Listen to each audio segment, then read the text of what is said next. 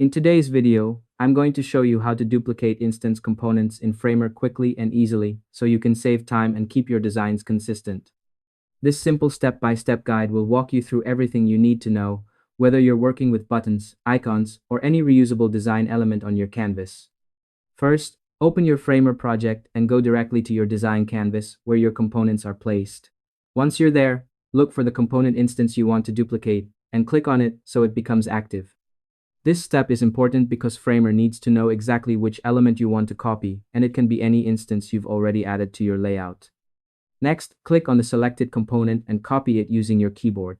If you're on a Mac, press Command and C together, and if you're using Windows, press Ctrl and C instead.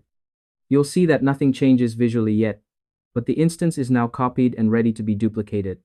Once that's done, paste the component by pressing Command and V on Mac, or Ctrl and V on Windows.